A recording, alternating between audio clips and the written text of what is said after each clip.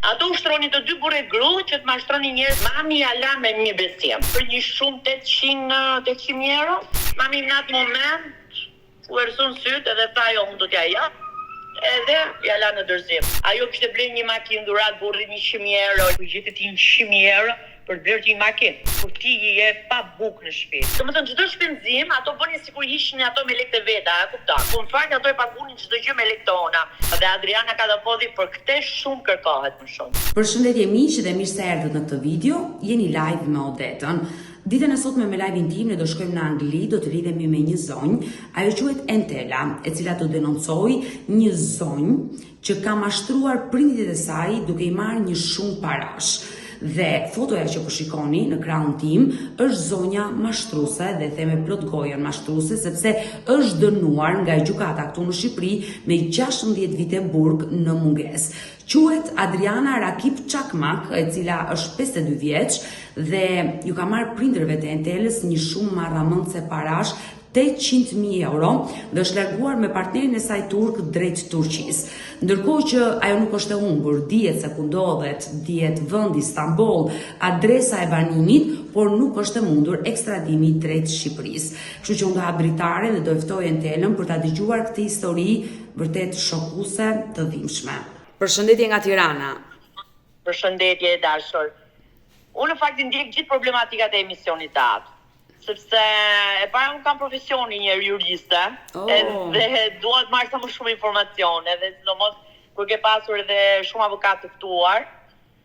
Por e dyta në fakt më ka stepur shumë kjo marrja në telefon, të kërkuarit një mendim, sepse nuk doja që ta bëja publike, me thënë drejtën këtë problemin e familjes time. Por erdhi një moment që unë konsultova me babin, edhe neve problematika kemi me Adriana Kadapodi. Personi gjendet në Turqi, shtëpia i dihet, adresa i dihet. Unë kam qenë personalisht në Turqi. I kam vajtur zonjës në shtëpi. Është thirrë policia nga komshit. Domethënë kemi përfunduar në rajon, janë marrë këto në pyetje, shefi rajonit atje ishte kosovar. Tani në Interpoli na ka thënë përgjigje që neve nuk kemi marrëveshje me Turqinë për t'i kapur për ta rikthyer. Me disa shtete nuk kemi marrëveshje për të bërë ekstradimin dhe po të shikosh gjithë pjesa që bën pjesë në mafien shqiptare dhe mund të jenë dënuar në Shqipëri dhe kërkohen, janë dënuar në mungesë dhe kërkohen nga drejtësia shqiptare, janë larguar pikërisht në ato vende që ne nuk kemi marrëveshjen e ekstradimit. Është shumë e madhe si histori, që doli edhe në gazetë, po familjarët e mi, domethënë mami im, që dha lekët asaj doli me iniciale, domethënë nuk donim që ta bënim kaq të madhe, dhe prandaj donim dhe unë vajta vetë personalisht në Turqi, edhe u bë gjithaj sherr, ato rinim qertas, edhe thoshin që ju këtu nuk ka njeri, jo ato nuk jetojnë këtu. Entela, e dashur Entela, ju çfarë keni Adrianën, e cila është dënuar me 16 vjet? Asnjë gjë nuk e kemi, domethënë mami im është i tip që i beson çdo njeriu. Si është? Dhe normalisht neve na i ka prezantuar, ne kemi pas komshie këtë, domethënë se ne jetojmë te klani. Në Tiranë, po. Edhe jemi shtëpi private, kurse këto jetojnë mamaja kësaj jeton te Gjykaqe tek në Kino Studio. Dhe burri kësaj ishte gjithmonë si doktor turk. Domethënë ai që përshëndronte profesionin turk. Tani komshit e vet që ishin rritur me atë, dhe ato i kishin kryer idenë që kjo burri kësaj ishte turk. Në atë kohë mamimi ishte e smur dhe i thanë që kemi një komshi aty, ka burrin turk, është doktor shumë i mirë, a e kupton, po babimi zbulovi shumë shpejt. Nuk e di, domethënë në disa biseda që kishte komunikuar me këto, edhe ai e paralajmëroi mamin që këto duhet i mbash lart sepse këto janë mashtruesa. Domethënë nuk janë njerëz siç hiqen. Dhe normalisht kjo edhe një ka pas një denoncim përpara të një exchange aty në Kino Studio që kjo i kishte marrë shumë ato lekë dhe atë e kishin denoncuar. Ajo domethënë historia e kësaj është, nuk e di, unë është nga më të rëndonta që si një femër 50 vjeç domethënë mund të arrijë me një fëmijë të vogël që aq më keq që e ka vajzë, të arrijë domethënë të bëjë gjithë këto mashtrime, edhe duke ditur që vetë shkryti letrën me dorën e vet, vetë firmosi që un po i bar kaq lekë në dorëzim. Nëna juaj ka qenë e sëmurë diagnostikuar me çfarë sëmundje? Atëherë mami im ka qenë ju shpifat e kancerit. Mami im ka bërë një operim nga barku. tek një doktor ginekolog ku mos ja di emri, por është shumë i njohur si doktor në Tiranë, edhe është i vjetër. Edhe ai ja bëri te ja bëri shumë keq barkun. Edhe ta do të fut prapë në operim dhe nuk dua më lek, domethënë, thjesht për të trumbulluar, dhe mami nuk pranovi më se u shkënjy shumë dhe kështu u njoftën këta. Domethënë, unë kam ty komshie, ti ke komshie tjetrën, edhe thu, okay, unë kam një komshie, ka ardhur në Shqipëri, e ka burrin doktor, është turk, është njëri shumë i mirë. Dhe kështu hyn e dolën për t'u afruar. Pra, Adriana ka treguar që ka burrin doktor dhe ka mjek nga Turqia. Ndërkohë ai ishte shqiptar? Jo, ai ishte turk, por ai nuk ishte asnjë gjë, ai ishte thjesht një mashtrues. Domethënë, ato ushtronin të dy burrë gru që të mashtronin njerëz ku të me nga 100 euro, 50 euro.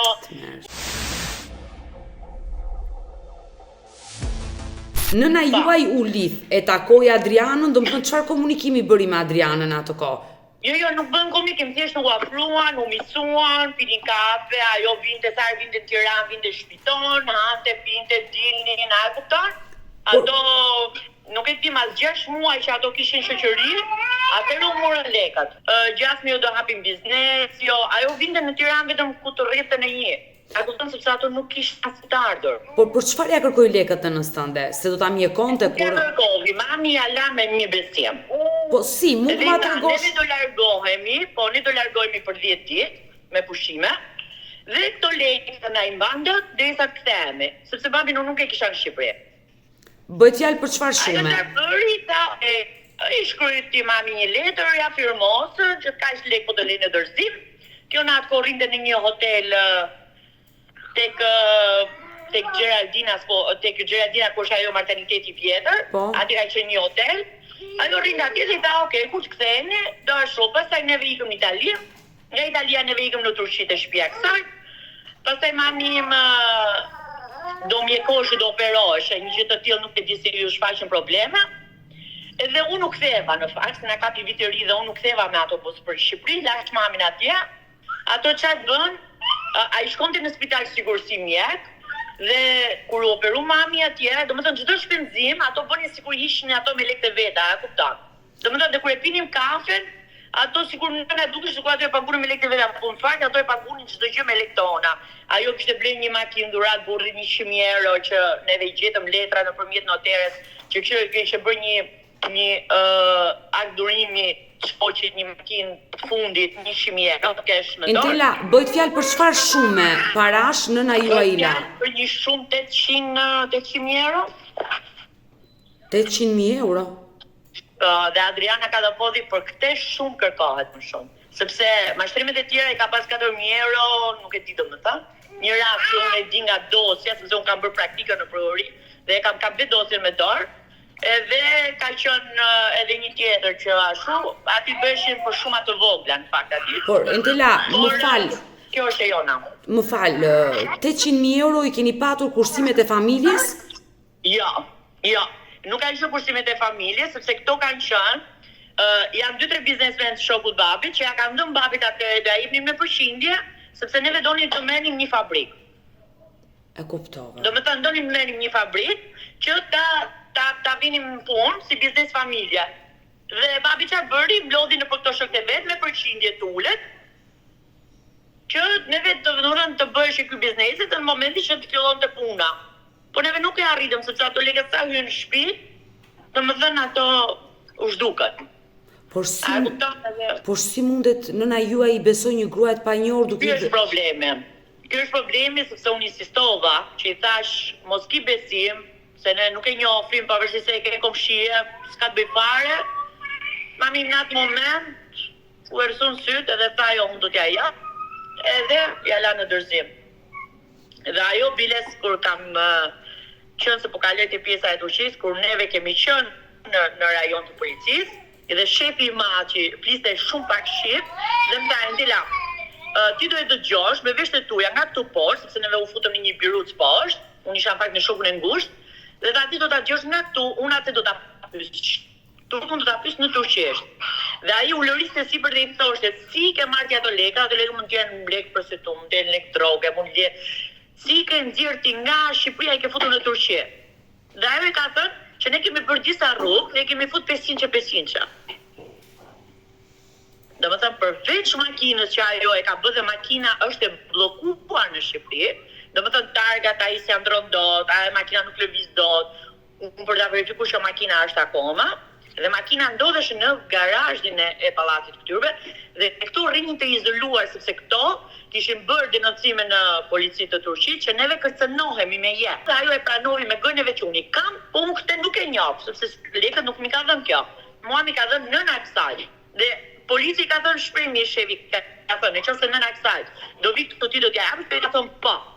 Dhe normalisht aty u bë sherri, sepse ky turku kur unë i thash që juve lekët do t'i paguni, jo në Turqi të izoloni, po kudo që t'i jeni, juve ato lekët do t'i ktheni kokën në kokë se do t'i paguni një ditë.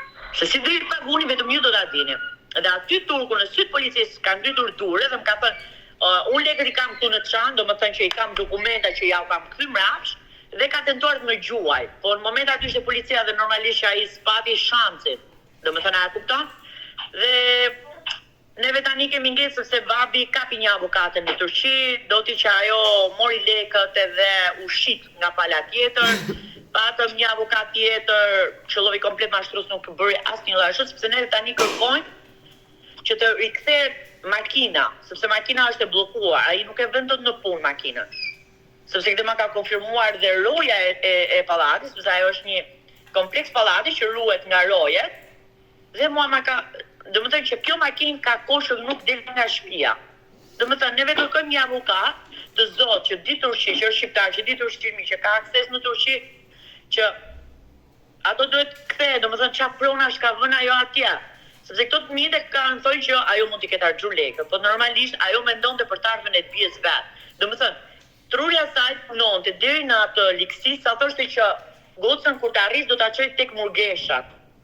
Domethënë do ta izoloj gocën në murgesha. Pse? Sepse kjo kishte filluar me pistoqet e veta, pavarësisht se neve akoma nuk ishin djegur. Domethënë akoma nuk na kishin hyrë gjobat në kamp. Dhe kur na hyrën pastaj neve filluam edhe po ja analizonim komplet. E ëma kësaj kur vdiq, kjo nuk erdhi ta varrosi sepse normalisht merrte shoqëria e mia në telefon edhe çante thoshte unë lekët i kam dërguar, mua më kam dënuar kot, unë nuk vi do të Shqipëri, nuk e di varrin në nënstime ku e kam. Domethënë çfarë pra në Shqipëri ne i kemi marrë. Po ajo proja që kanë në Shqipëri asgjë s'ka. Thjesht një hyrje, një dhomë kuzhinë ka, të vjetër dhe ajo shtëpia u nda me të motrën sepse motra mori pjesën e vet. Normalisht s'kishte gish në të pjesë. Dhe ajo e bëri dhe domethënë ato ashte ulet ishin sa mua dhe policia më tha që ky grune ka gjallë. Ato i kishin deklaruar domethënë grune këtij turkës, sepse ai ka qenë i martuar, që kishte vdekur nga kanceri. Kur ajo ishte Majlinda, Miranda e ka pas emrin, dhe thoshte është 50 e ca vjeç, thoshte polici dhe është gjallë, jeton këtu në Stamboll, dhe jeton me gocën, ka një gocë 28 vjeç, mund të jetë 30 vjeç, mund të jetë sot ajo. Unë mamin e kam smur prapë, edhe ajo thotë domethënë që edhe ajo s'ka për të paharër, po edhe sikur unë të mbyll sy domethënë, ajo duhet gjendet në çdo kusht. Mua po më shokon me këtë histori, sinqerisht, por në momentin që nëna juaj i dha lekët dhe ju ikët me pushime, kur u kthyet, ajo u zhduk, domethënë çfarë ndodhi? Ju i kërkuat lekët? Po, neve kur u kthyem, neve në fakt nuk u kthyem deri në Shqipëri, neve vajtëm në Turqi, në Stamboll te kjo, dhe pritëm këtë derisa kjo të vinte nga Shqipëria. Dhe kjo ka ardhur, domethënë 10 ditë neve nejtëm në Itali, 3 ditë në Turqi që e pritëm këtë, domethënë mas 13 ditësh neve vajtëm jetova gati 1 muaj në shtëpinë e kësaj, sepse mami me kishte probleme me shëndetin edhe normalisht si thash që ky ishte si doktor edhe mendum që ta shtroni mamin atje, që ta merrte ky përsipër. Dhe pastaj unë erdha për në Shqipëri, mami pastaj u kthye dhe para se mami të kthehej për në Shqipëri, i thot kësaj që ku janë lekët, më bëj lekët gati, dhe kjo i thot që ikti përpara, sepse lekët nuk mund të t'i jap dot, sepse janë shumë lekë, edhe ti nuk mund t'i kalësh dot. Edhe i thot që ikti përpara, sepse do vi unë edhe do t'i sjell lekët. Në atë kohë mami ka ardhur në Shqipëri, e ka pritur këtë, kjo më duken, unë së mbaj mend fiks me thënë drejtën, a ka ardhur mas 1 muaj të kthimit mamit, a mas 2 muaj nuk e di, dhe atyre ju ka fillu problemet, këtyre të dyve. Kur mami ka kërku lekët, kjo ka ardhur në Shqipëri, nuk ja ka sjell lekët, edhe jo po do t'i sjell sot, do t'i sjell nesër, jo, unë nuk e di çfarë justifikimesh ajo ka nxjerr. Edhe ky muhabet u zjat, nuk e di sa muaj, derisa kjo mbaroi çka kishte për mbaruar në Shqipëri dhe iku dhe s'u kthy më. Sepse neve në moment, pastaj u bë denoncimi, u ndër nga prokuroria, pastaj u bë vlerësirja e ftyrëve, domethënë aty nuk erdhi më. Kjo ka pashkel në Shqipëri që në 2000, kjo ka ndodhur në 2014, se mbaj mend me çfarë viti, po që në atë kohë nuk u kthy më kjo. Edhe neve nuk i kishim më kontakte. Pastaj kjo e ka kërkuar vllat të takojnë në Stamboll në aeroport, kjo i ka dalë një herë dhe i ka thënë që unë lekë do t'i sjell. Dhe kur ka shkuar i vlla prap në Stamboll dhe i ka thënë që më dil në aeroport, kjo nuk i ka dalë më, i ka fik telefonin. Edhe që në atë moment, domethënë përveç mas një viti domethënë që unë vajta u përballa natë në policie. Ju kur shkuat në Turqi, shkuat tek e njëjta banesë, aty ku kishte jetuar. Po, ajo aty e ka banesën, nuk e ka ndryshuar sepse ajo s'ka kotike, kupton, ajo kishet si e pasur, kishet si ku ka një ekonomi të mirë, por ato s'kishin asnjë gjë dhe unë kur kam udhëtuar me një djalë që punonte faturin të autobusit Turqis dhe i thash si mund të shkoj në polici, sepse unë nëpërmjet policisë kam gjetë adresën e shtëpisë së saj, sepse nuk e mbaja më. Dhe thjesht kam vajtur në polici, kam thënë kërkoj kushërirën time, nuk i kam thënë si e kam problemin, dhe i kam thënë më ka humbur shtëpia e kushërirës dhe i shoqja e ka Hajdar dhe kushëria ime ka Adriana dhe polici më ka thënë anglisht që këto me emra Hajdar janë gjithë mashtruesa. Dhe ky e ka nxjerr direkt, ka thënë po do ta japun adresën, edhe ka nxjerr në sistem dhe ka thënë kjo është adresa e shtëpisë. Dhe ku kam vajtur, aty janë kujtuar, domethënë që është e njëjta shtëpi, domethënë që un kam qenë. Dhe kjo kishte paralajmëruar dhe rojet që kushdo që të më kërkoj, unë nuk jetoj këto. Dhe normalisht që kjo ishte një grua dhe një burrë te porta, dhe kur i kam thënë që më mban më, ky burri ka thënë po, unë të mbaj më. Dhe kjo gram ka thënë që ato nuk jetoj më këtu dhe këtu nuk ka me emër Adriana. Nuk i njoh, sepse kjo ishte udhëzuar nga ajo. Kurse këtij burrit i kam thënë të lutem, nuk do bëj asnjë gjë, jam femër. Ti do të më shoqërosh tek garazhi dhe të më shoqërosh tek dera e shtëpisë për të parë a janë aty apo s'janë aty. Dhe ky më ka thënë po. Do të çoj unë, më ka çuar në garazh, makina ndodhesha aty e bllokuar. Kam hyrë për sipër, i kam rënë derë, nuk e hapte dhe nga syri magjike, kuptohej që ishin brenda sepse kuptohet kur afrohet dikush. I kam rënë turkes përballë, i kam thënë ka njëri këtu dhe jam ka ngrit supe, domethënë që nuk rrezik s'donte të përzihesh me këtë punë. Kam zbritur poshtë.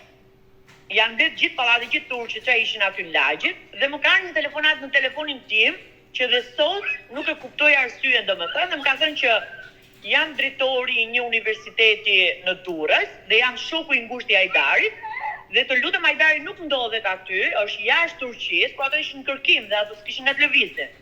Është jashtë Turqisë dhe të lutem kur të kthehem në Shqipëri, hajde më tako dhe ta sjellim si është problemi. Dhe kam thënë jo, unë nuk kthehem sepse unë kam një letër në dorë dhe kam të bëj me 2 mashtrues dhe unë nuk kthehem nga këtu pa e gjetur të drejtën e familjes time.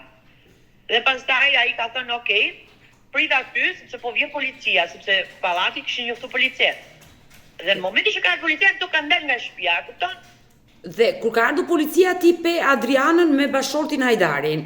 Si reaguan? Vajzën e lante komshia dhe vetë zbritën nga pallati dhe i thash po ju që keni shtëpi, juve pas keni gjash të Turqit. Si do ikni juve copat e mashtruese dhe kjo më ka thënë hajde se trumbulloj jon.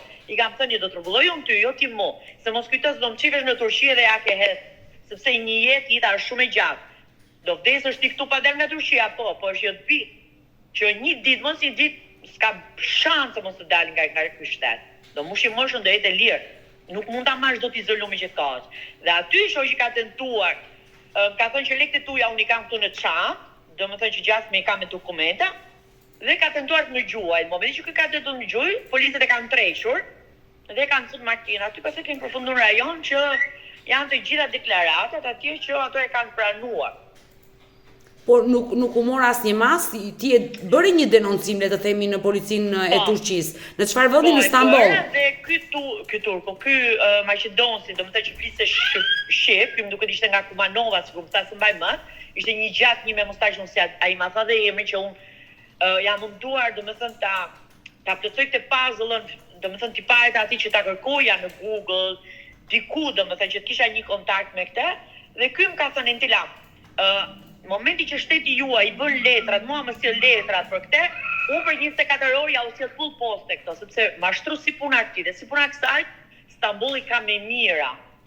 E kuptoj. Që unë hasem për ditë dhe neve nuk na duhen këto njerëz këto. Sepse këto duken, ajo e pranon me gojën e vet, këtu ka kamerat, janë incizime të gjitha, që ajo e pranon. Që i ka nxjerr lekët nga 500-qa. Makina është blerë tek noterja ku na i ka dhënë letrën që është bë akt durimi. Kjo ja ka bërë shoq, ku i gjetet 100.000 euro për të blerë një makinë. Prindërit e mi, maksimumi 20.000 euro e kanë blerë makinën. 100.000 euro ku i gjetet kur ti je pa bukë në shtëpi. Domethënë, është një katastrofë e paparë.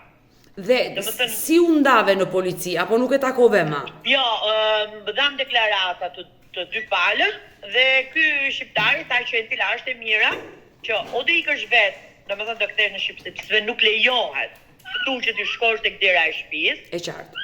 Domethënë nuk lejohet. Do të ikësh vetë, apo t'ju them kolegëve të policës që do të shoqëroj me gjithë shokun tënd, t'ju shoqëroj te autobusi. Dhe i kam thënë jo. Unë siç kam marrë në këmbë, ashtu do iki vetë tek stacioni autobusit, por unë që nuk e lej dhe më ka thënë, unë të sugjeroj që të bëni letrat nga Ministria në Shqipëri dhe këto të vinë dhe kjo të vinë të bëj dënimin atje. Por Okej, ky është turk. Ai normalisht e zem kërkojmë të dënohet në Turqi. Por në momenti që keni ardhur në Shqipëri, babai juaj është interesuar? Po, do të thënë, ne vendoshëm pastaj nëpërmjet prokurorisë, ato u mblodhën çfarë provash kishin e normalisht u dënuan sepse ajo ishte ajo është dënuar në ze që ajo me shkrimin e vet, u verifiku firma asajte, që çdo gjë ishte origjinale. Pastaj unë nëpërmjet një miku tim, domethënë që ta thash që e ka pas gruan, domethënë prokurori përgjithshëm në Shqipëri, u interesova te Interpoli, u interesua ai domethënë më saktë dhe ato thanë që neve nuk kemi marrëveshje me Turqinë. Domethënë me Turqinë që të kthejmë atë, sepse tani unë një gjë nuk e kuptoj. Ajo është shtetase shqiptare, pavarësisht se është martuar me turk, tani ajo është një dënim që ajo duhet ta kryejë.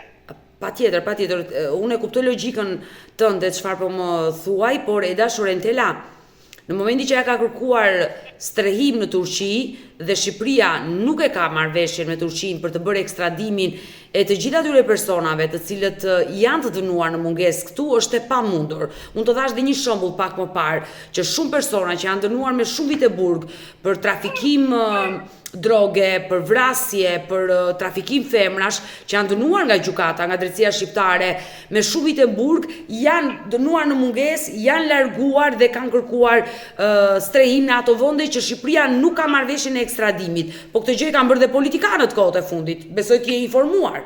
Shumë politikanë janë larguar.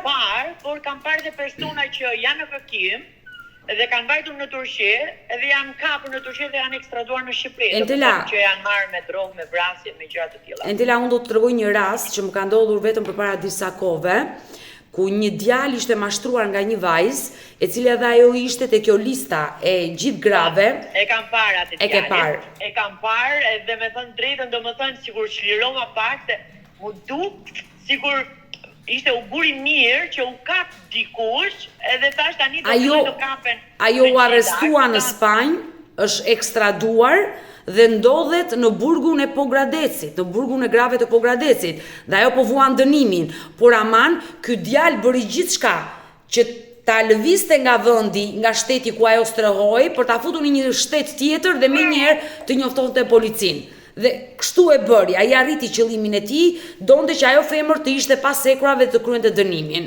Në fakt, unë e kam parë, tash unë i di të gjitha llojet e rasteve tuaja nga më të ulta deri, domethënë tek kam ndjekur të gjitha rastet e tuaja, kam ndjekur me të drejtën sepse dua edhe jo se më hyn shumë në punë, po thjesht për informacion, thjesht për të ditur historitë e njerëzve të ndryshëm, çfarë histori kalojnë në jetë, çfarë drama kaloj në jetë. Adriana është një tip që rrëshket shumë shpejt.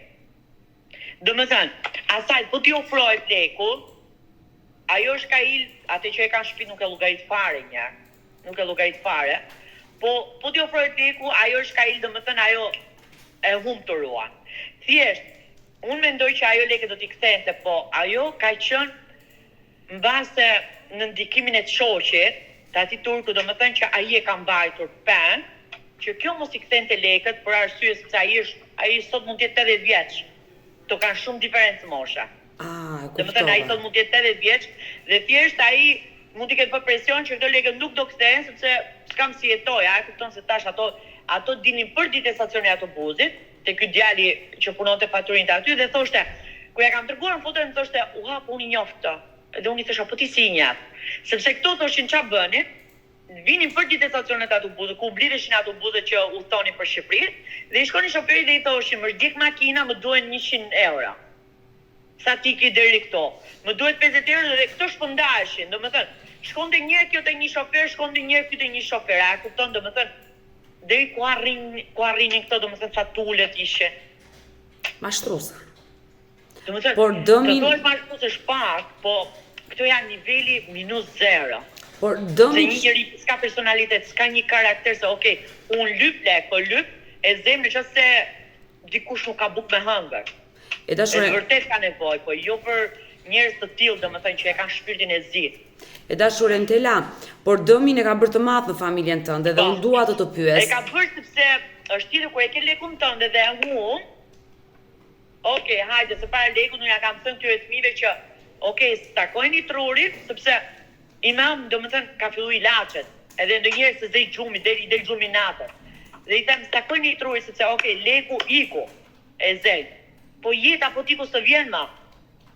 Por ato thoj, është shumë e thjeshtë ta thuash shumë nga jashtë, po kur e ke lekun tënd humb. Po kur e ke të tjetrit vjen kërkon lekët edhe nuk do t'ja di fare se ku t'i kanë lekët ty.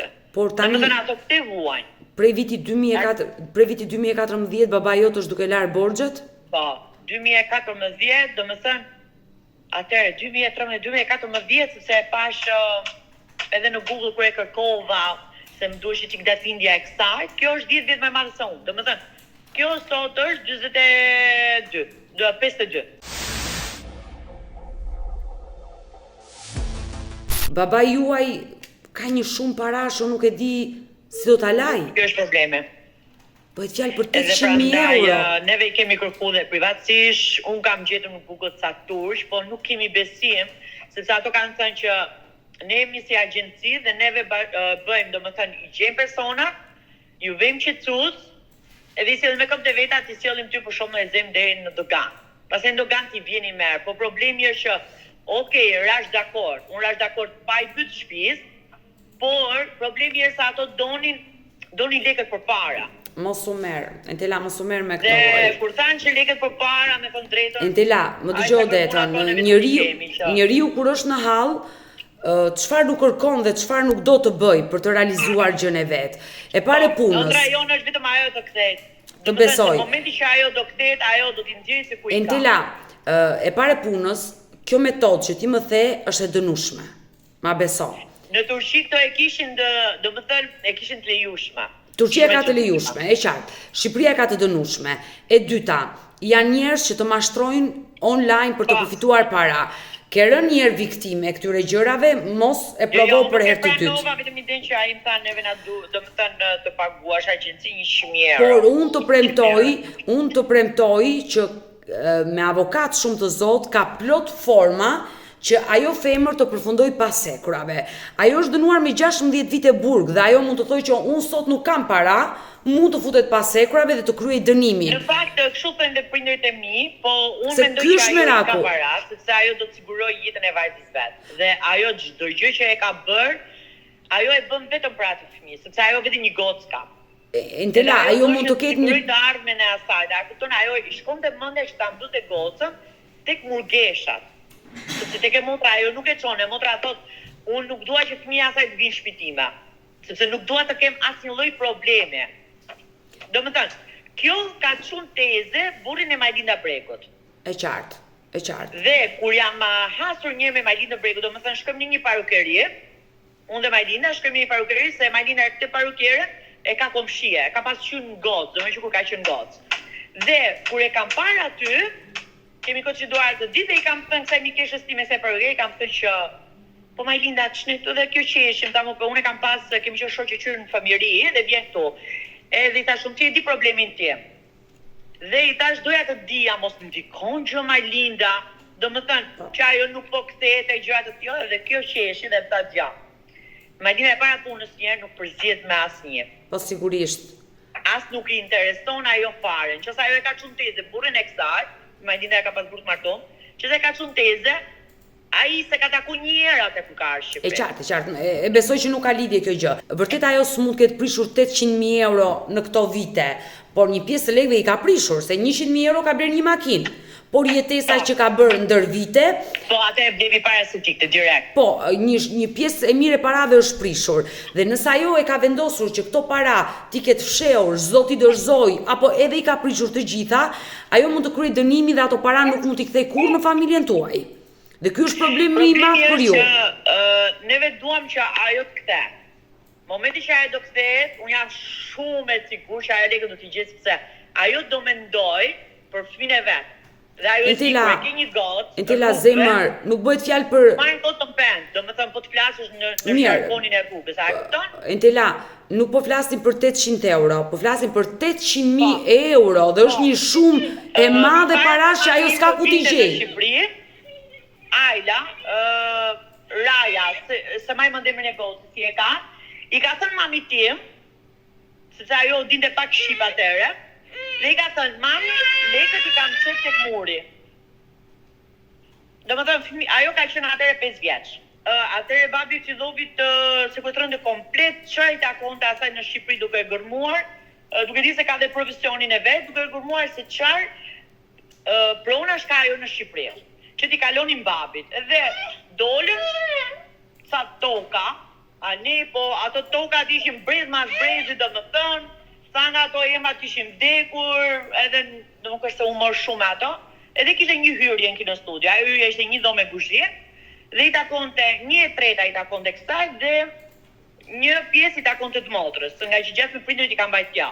Por tani kur u bë sherrri atëherë që ja mori babi dhe atëherë pastaj e motra u acaru dhe sa shpin skepse e merë, sepse unë i vej flakën palatit, e dje komplet, skepse e merë sepse mua nuk më intereson se qa bërën, më falë për shperin, ajo ndërsira në Turqie. Që sa ajo mashtron, merën me këto, merën një me ato, kjo shtëpia do ngele sepse e kam kujtim nga prindërit. Pavarësisht se u morë dhe babi i dha lekët pjesës vetë. Pjesën që i takon dhe asaj një dhomë, ja dha. Pjesën tjetër babi e bllokovi dhe është në emrin e prindërve dhe atëherë është hasur babi me ata. Unë si fytyrë nuk e njoh. E qartë. Gjithsesi ajo është e pafajshme në këtë histori për çfarë ka bërë. Po që ajo normalisht duhet të ketë kontakte. Ajo thotë unë s'kam se ajo shumë vite me të motrën nuk fliste. Simas komshive ajo nuk fliste, nuk komunikonte, po ajo deri vonë merrte shoqet e mia që jetojnë në Suedi dhe nuk e kuptoi, i merrte në telefon turqar, tipo unë s'kam bërë gjë, se shoqja ime i tha, okay, nëse e pastër, atëherë hypi avionit, shkon tek autoritetet në Shqipëri dhe thuj, ja ku i kam provat që unë nuk kam marrë gjë, nuk kam bërë asnjë veprim, lekët i kam kthyer dhe nuk të dënon njëri kot. Patjetër. Entela, si është mami dhe babi sot? Gjendja e tyre? Po, mami në fakt është shpifur tani edhe një mas tek qafa e Mitrës, që po ndiqet nga një doktor, sepse mamin e kisha këtu në Angli dhe normalisht nëpërmjet analizave këtu, janë ndrohen doktorët këtu dhe i thanë që mendojnë që mund të jetë kancer, por se ujore, por nuk e dim akoma sepse duhet të merret ajo një pjesë e lëngut, edhe mami nuk pranovi të rinte këtu më. Dhe po ndiqet nga një doktor në Shqipëri, domethënë ai ka dhënë sa ilaçe forta, po ajo ka problemin e pagjumësisë, sepse ajo çohet natën edhe rri pa gjumë, sepse i ka ngel aty sa hati asaj. Domethënë ajo ka ngel të 2014-a. E qartë. Ajo nuk ecën më përpara, nuk është më mami im që dilte, visheshe me kostum, shkonte në zyrë, pinte kafe. Ajo tani e ka humbur komplet, domethënë është kudo që ta marrësh ta çosh atë, fund botës ta çosh, ajo do filloj po aty. Po babi? Domethënë atë do kthehet prapë sepse thotë nuk dua të jap shpirtot derisa atë do ta shoh tot brenda. Domethënë edhe mishin që mami nuk vret dot një mis, po thotë për atë do dhe mishin t'ja shoh të mbushur me krip thotë, nuk do kem të ngopur, thotë sepse ma futi në pabesi. Duke ditur që kam ngrënë bukë tek unë, e kam respektuar, e kam ashtu, por që babi me paraleberovi, tha që te këto nuk ke besim. Por babi si është sot? Ai vazhdon të punojë? Babi ka probleme me zemrën. Babi vjen shpesh këtu sepse ndiqet nga doktorat këtu. Edhe kur ja dërgojnë njëherë ato emisionet e tuaja që dolja i çuni që u kape kështu, edhe po e ndiqte, po problemi është ai që ky pas ka qenë adap për atë punë që e ka kapur atë. Imagjinoj, tha, ky ta me kaq lekë, po ti thosh ta tjetrit ta, domethënë prokuroria u ngrit në këmbë kur e morën veç që ishin 800.000 euro, edhe gjithë thoshin bo më dalip. Domethënë, nuk e kuptojmë akoma sa i fort je. Sa dhe prokurorët skandalizoshin e thoshin, domethënë, e bën me lish këtë kjo lloj njeri, këto lloj njerëz nuk e duan më me lish, këto e duan kështu. Ka lish, po ka dhe ma lish, domethënë, a e kupton? Duhet me gjithë mënyrën, domethënë mua ma sugjeronin gjithmonë. Dhe më thoshin, Entela, ju duhet të gjeni mënyrë tjetër. Ju duhet të gjeni mënyrë tjetër sepse ajo do shty vitet atje, a e kupton? Juve dëm ju është bërë. Entela, nëse ta kishe përballë Adrianën, nuk do ta mendoj këtë, sepse me thënë drejtën që kur ka qenë përballja ime e fundit me atë, në atë moment kam menduar dhe më të keqen që e di kur të vjen shpirti ose qumshin nënës të majtë hundës, edhe thua, ta kem të njëri përballë ta vrasit i them burgu të hapur. Domethënë, deri në atë pikë të shkon.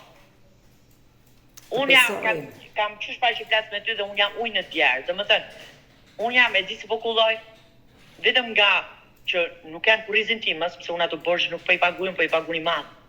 Dhe është e dhimbshme. Kur në një sekond kur futem në lëkurën e mamit ose të babit, mua më shkallon truri. Domethënë, jo të kem atë barrën, edhe normalisht unë nuk dua ta kem përballë atë njeri. Domethënë, thjesht as të keqen sepse i kam lënë Zotin, sepse ai bënon, po asnjë nuk harron, edhe këto njerëz mos në një mënyrë tjetër do ta paguajnë. A në një farë mënyre po e paguan mallkimin. Unë e kisha planifikuar në fakt me babi, po babi sa nga shej me fëmijë të vogël ka nisën e kishën vrejë rrugë të dytë shkonin mirë rrugë Turqia. Mbase gjenim në një atje për të marrë me çështjen e kthimit të pronës, domethënë çan këto shtëpia që i përkasin aty ose makina që duhet të kthehet, se në si rregull duhet kthehet, okay, shteti turk nuk e kthen atë. Domethënë sipas ligjeve që kam. Por normalisht pronat këto ato duhet i kthejnë makina, sepse makina është blerë në Shqipëri. Makina është bllokuar në Shqipëri, ajo nuk vjen më në punë në Turqi. Në si rregull duhet ketë një mundësi. Por e dim shumë mirë sepse kemi jetuar në Shqipëri, edhe dim shumë mirë që ka shumë avokat mashtruesa, jo në Turqi, po edhe në Shqipëri ke sa të dush. Domethënë që mashtrohesh edhe hasesh përdit me këto lloj njerëz. Edhe nuk e di pastaj ku të përplas kokën se s'di nga ta kthesh. Ktheu majtat, më mashtru, ktheu djalë, më mashtru. Ngrisu nga qielli. Të besoj. Jetojmë në një kohë që tjetri nuk të toleron. Të pret, po çfarë s'po dëgjoj. Ne këtë denoncim do e bëjmë. Unë mendoj që do kem reagime, besoj këtë gjë, por jo gjithçka thuhet këtu. Do flasim të dyja edhe më vonë. Mirë? Po. Mirupafshim. Faleminderit, tash. Kalofshit mirë, ditën e mirë. Mirupafshim. Mirë të dashur miq, dëgjuam historinë e Entelës, e cila denoncoi sot pikërisht Adriana Rakit Çakmak, këtë shqiptare nga Tirana që mashtroi nënën e saj të sëmur duke i marrë ato para që ata i kishin marrë hua për të hapur një biznes në Shqipëri, por fatkeqësisht ajo familje u shkatërrua jo vetëm nga gjendja ekonomike, që sot babai i saj në një moshë madhore është i detyruar të punojë dhe të lajë borxhin, por ata janë shkatëruar dhe nga ana shpirtërore. Unë uroj dhe shpresoj që kjo familje të gjejë zgjidhje dhe mbi të gjitha të arrijë të marrë ato para që i ka humbur prej vitit 2014. Mirë, ne kemi ardhur në fund edhe për këtë live. Unë ju falenderoj që ndruat me mua deri në fund të kësaj video. Nëse dhe ju keni një histori për të denoncuar dhe kërkoni që zëri juaj të dëgjohet, apo keni një eksperiencë të bukur për të ndarë, mos hezitoni të më shkruani në numrin tim të telefonit 069 99 55 698, por mund të më dërgoni mesazhe edhe në rrjetet e mia sociale, në Instagram dhe në Facebook me emrin Odeta Dume Mandro. Dhe këto janë faqet e mia zyrtare. Ndërsa këtu lart tek fotoja ime mund të klikoni dhe të abonoheni, të bëheni pjesë e kanalit tim zyrtar në YouTube, ku çdo paradite live ora 10 jam me ju me këto denoncime që vijnë nga shqiptar kudo ku ndodhen. Faleminderit dhe takohemi nesër.